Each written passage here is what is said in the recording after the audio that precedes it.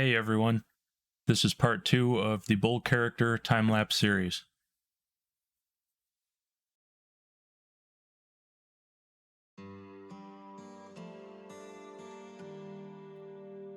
In this part, I'm just going to show a little bit more of the general sculpting, and then we'll work into more of the detail, as well as adding the ears, the horns, and the tail to the model.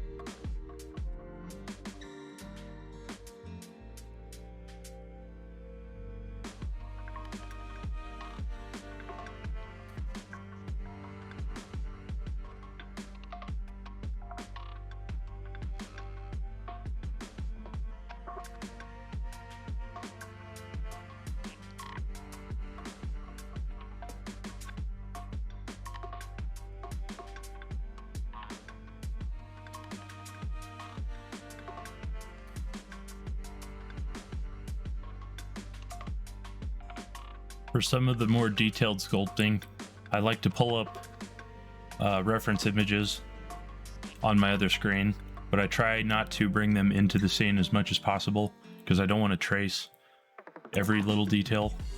I think it's better for the general shape at the beginning to bring references into the scene.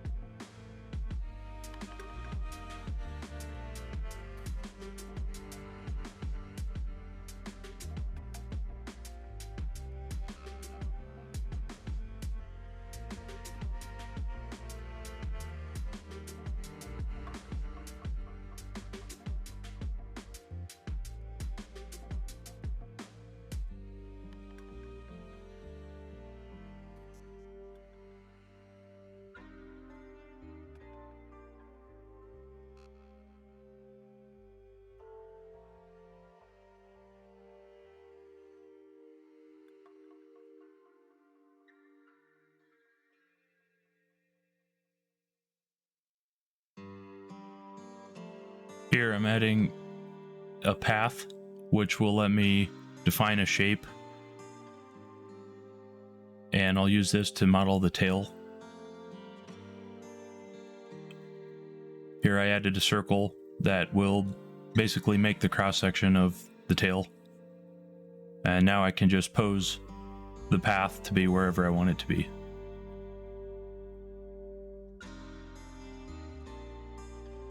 And once I get the general shape of the path set up, I can convert the path into a mesh so that I can sculpt on it.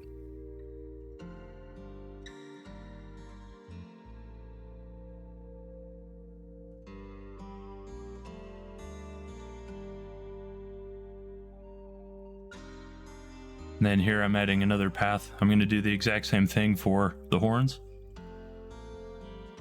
And I'll just start with one side and then I'll mirror it later.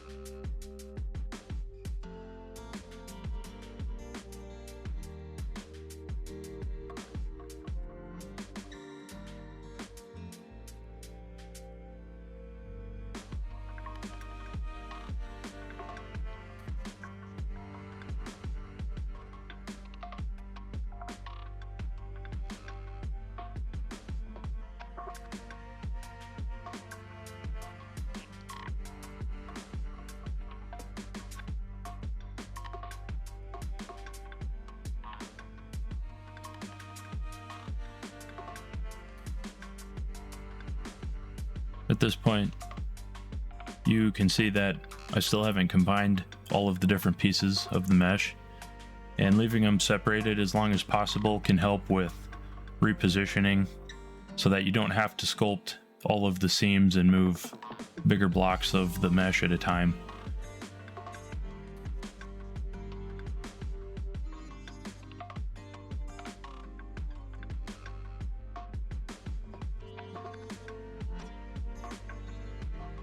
This part I'm just using a sphere to add eyes. And I'll do the same thing I did with the horn and make a duplicate with the mirror modifier to make the other eye.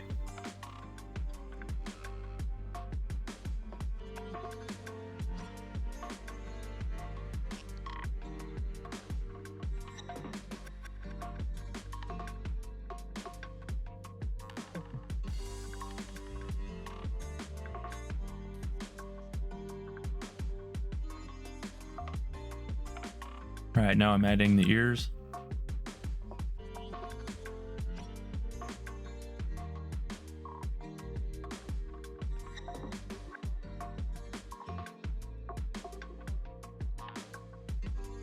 This is another good example of adding a lot of general detail that's too big and kind of messy, and then just smoothing it back to a better shape.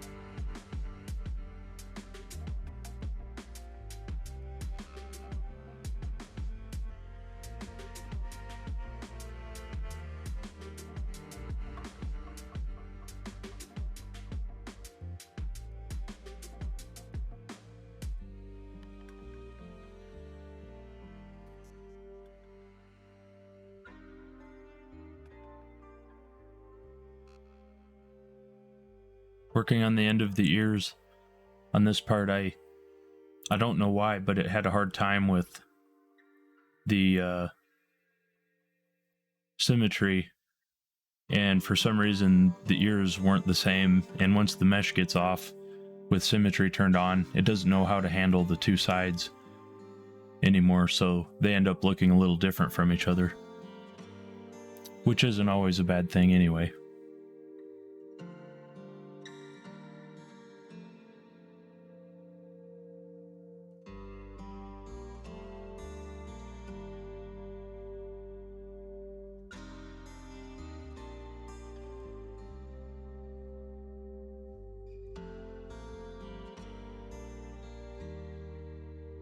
So now that the tail is a mesh instead of a path, I can add detail with my draw tool,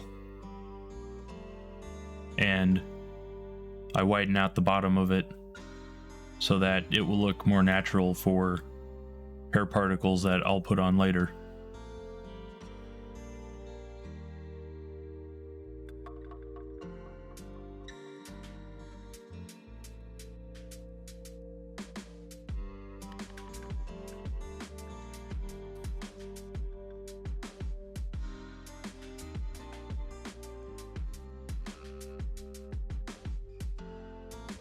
In this part, I decided to move the head forward a little bit, and you can see that having the pieces separated makes it a little easier to be able to move it without having to re-sculpt.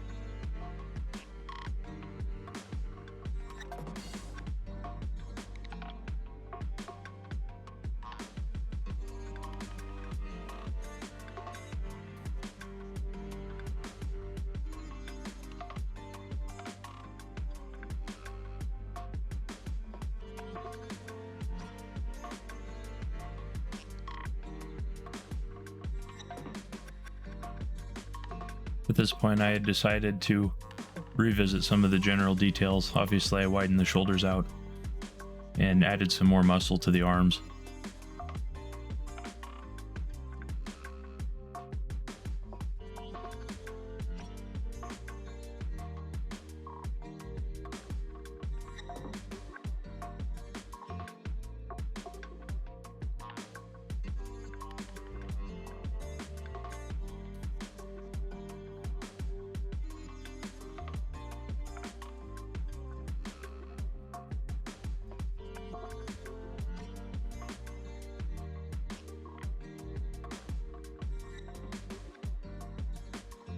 Alright, well that's it for this video.